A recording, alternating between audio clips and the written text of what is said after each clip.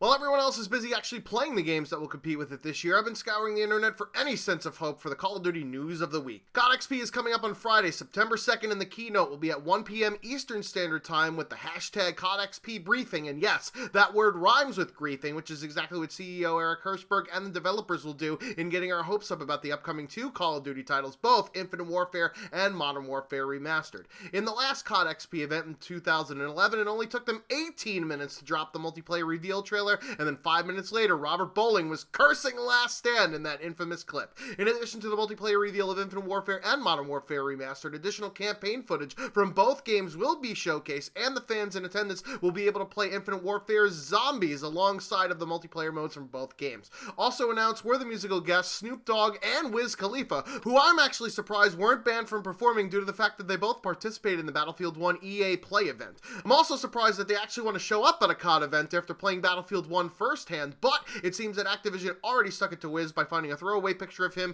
which has the camera light reflections in his sunglasses. Activision has since deemed COD XP a smoke-free event, so I don't quite understand how these two actually made it to the stage. Lastly, in Infinite Warfare news, Activision CEO Eric Hirschberg confirmed that the Legacy and Legacy Pro are the only special editions for this year's Call of Duty game, bringing down the total from 300 or so in the past iteration. Considering that the bonus is an entire game, well, almost an entire game because it only has half of the multiplayer maps, this would replace any bibbidi bops that were given away as a bonus like night vision goggles or refrigerators that couldn't even hold a 6-pack of beer. Or let's be real, energy drinks, because the people that play Call of Duty aren't old enough to purchase beer and they're all hopped up on Ritalin or ADHD anyway. Now, Best Buy didn't think that this was enough of a pre-order bonus, so they have their own special edition that comes with a set of collectible prestige icon patches from the original Modern Warfare that you could stick on your backpack and totally stand out as a nerd in school, and a pair of socks that contain the icons on them. I'd sure as shit rather have those socks than fucking night vision goggles or a dragonfly drone. At least them shits keep your feet warm. Trust me, as you get older, kiddies, socks are a good Christmas gift, not a bad one. There's no better feeling than a fresh pair of socks on the feet. Okay, maybe a blowjob. In Black Ops 3 news, the 4th DLC map pack named Salvation got an official release date of September 6th on the PS4. The prologue sequence and trailer for Revelations, the Zombies experience, were uploaded to the Call of Duty YouTube channel, further cementing the fact that Treyarch knows that nobody gives a shit about multiplayer maps, and people only want to run around for hours on end just out of arm's reach. The prologue starts off with a controversial Just a Kids game scene from the Origins Easter egg, oh, spoiler alert, before segueing into the four main characters confronting Dr. Monty, because why not throw the microtransaction characters in the game just like Blackjack in order to make the practice seem less evil? After that, they shoehorn in the Shadow Man from the Shadows of Evil Zombies mode, which most people could give less of a shit about the primo actors that Activision paid tons of money for. Then finally revealing that in this last map, it's basically the ending scene out of the Avengers Age of Ultron, and you're fighting against mostly aliens, which everyone seemed to despise in Extinction so much that Infinity Ward abandoned the concept completely in a space shooter type game where it actually makes sense, and considering that the zombies appear on the screen for a paltry 2 seconds of the entire thing.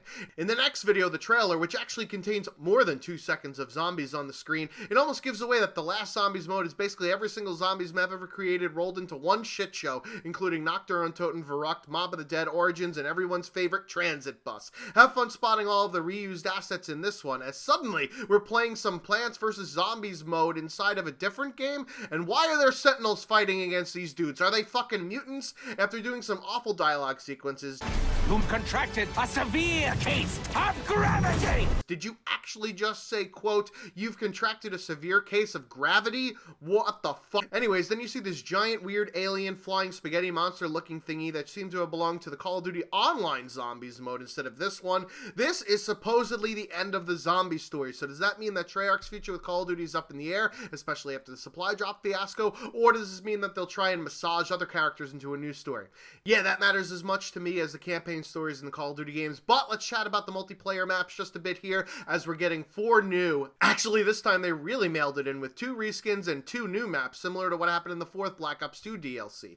The first reskin map is Black Ops 2 Standoff, which they did the firing range treatment for, just skin it in a western setting. The other reskin is World at War's fan-forgettable Outskirts map, which is so big that you can actually use fucking tanks on it. You guys remember tanks in Call of Duty? Of course not, because it was a fucking retarded idea. In Black Ops 3, it will will be called Rupture, and it will have that big-ass clock tower that douche canoes can camp in and snipe down onto the plebs below. Speaking of high-ass towers, Citadel is one of the originals for this DLC, and it seems to be a fog ripoff from Ghosts with a giant castle in which trick shotters are now licking their lips in delight, doing twirly-twirlies off of, and the last map called Micro. Yes, it's Honey, I Shrunk the Twat Waffles as you fight on an oversized picnic table complete with a McDouble. Toss that shit on the grill. Another shout out to me in a Treyarch game. Giant insects, which should be so much fun as a dynamic map-based event, and pizza boxes? Who the fuck brings pizza to a goddamn barbecue? What the hell is wrong with people? Those are the type of asshats you don't ever invite to another barbecue again.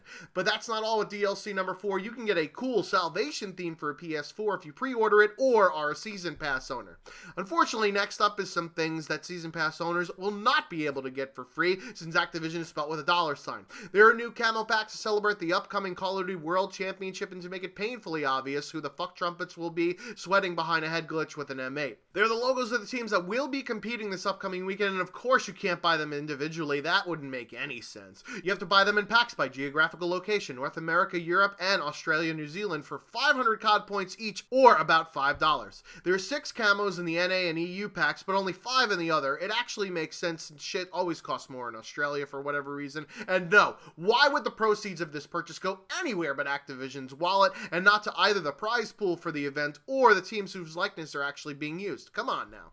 And lastly, in Activision bending over its consumers, there was a triple play bundle, more stealing of my catchphrases, on sale this past weekend. It was a melee weapon, ranged weapon, and 10 rare supply drops, all for one low rate of 2,500 Call of Duty points, or about $22, or 500 fucking crypto keys. Yeah, because people totally would have been able to get 500 crypto keys in one fucking weekend. This basically forces people that wanted the deal to use COD points in order to obtain it, kind of like me, who still hasn't gotten a fucking weapon out of a supply drop. Maybe I'm just not rubbing Von Har's bald head enough for good luck. It's bad enough that crypto keys are now worth more than they were when the game was introduced at launch and the price of them hasn't changed, but imagine spending all that money and or crypto keys on the bundled only to get fucking duplicates in those weapon bribes. Yeah, I'd repeatedly punch myself in the dick if that happened. No wonder why this series is fucked, even if it puts out good quality games like Black Ops 3 actually was.